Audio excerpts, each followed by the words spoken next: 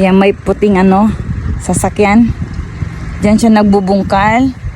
At ako naman ay nandito sa ating gabi. Tingnan nyo ang ating gabi. Ang lulusog na ng gabi.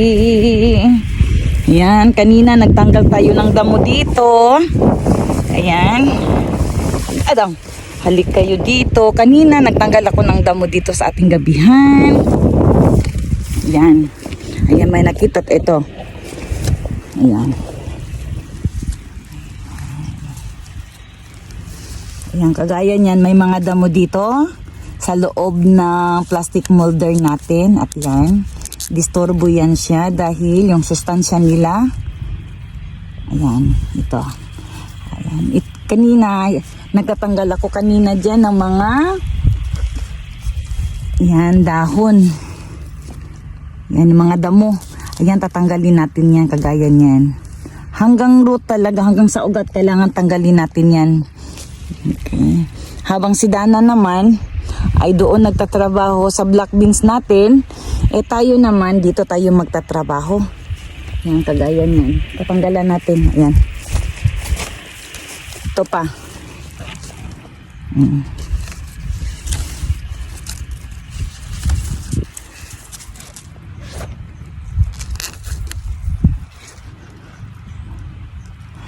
Ayan, sa ngayon, ito yung mga damo na tatanggalin natin sa ngayon. Ayan, merong mga damo naman dito pero carry pa naman yan.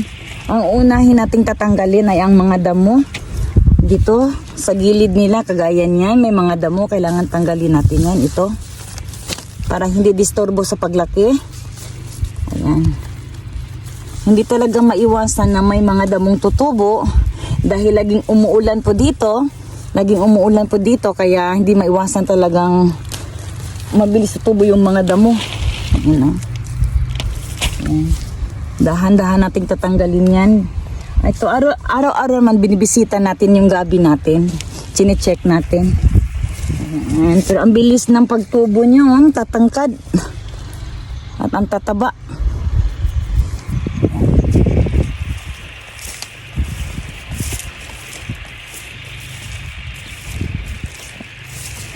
Doon sa tabi naman, yun yung palayan natin. Yan, magtatlong linggo na ang ating palay. Meron na tayong 3 weeks old. Yan, 3 weeks old na palay. Ayan, bibisitahin natin. Halika, ipasilip namin sa inyo yung tinanim natin na palay.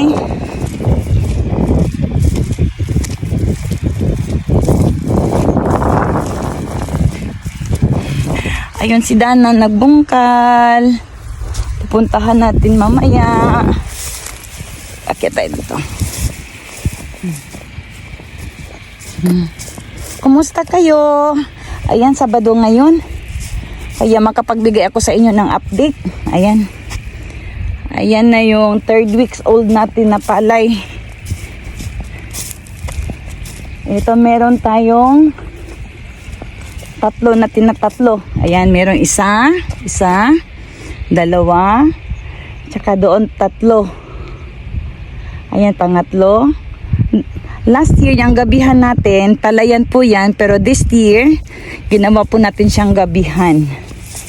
Okay, that's it. Ito yung 3rd weeks natin. Ayan, 3rd weeks palay. Ganyan na itsura niya.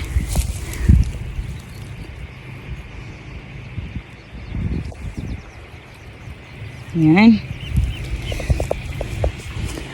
At punta tayo kay Dana.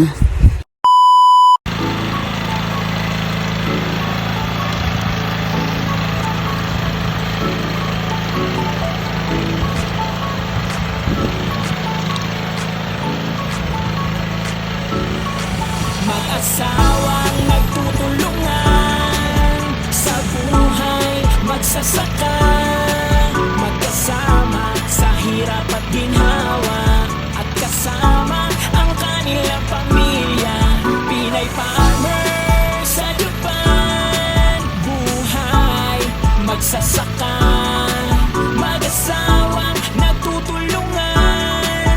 Yan ang buhay, Pinay farmer sa Japan. Anumang hirap at pagod, basta laging magkakasama tayo.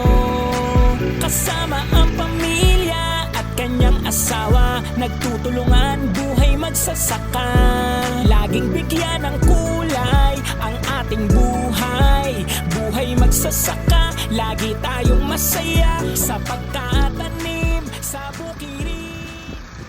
Ayan kabukid, natapos na tayo sa proseso na binubungkal natin. Ayan, at yan ay tataniman na lang. Okay, ayan, gabi na. At kayo'y uuwi na. Ang sandata ko. At syempre, ayan si Dana. Ito na yung panghuli. At tayo'y uuwi na. Yan, mag-alas 7 na pero maliwanag na oh. Kanina nag-live tayo. Ang oras natin noon ay alas 6. Mahigit na. Ayan, ito na yung panghuli. Uwi na kami. Ito sa Otskari sama.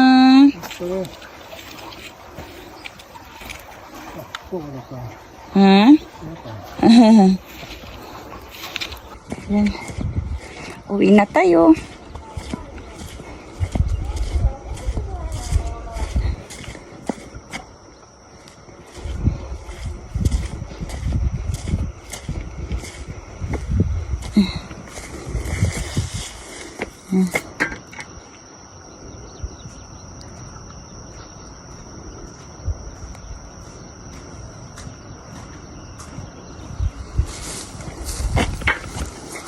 Oh, it's got it.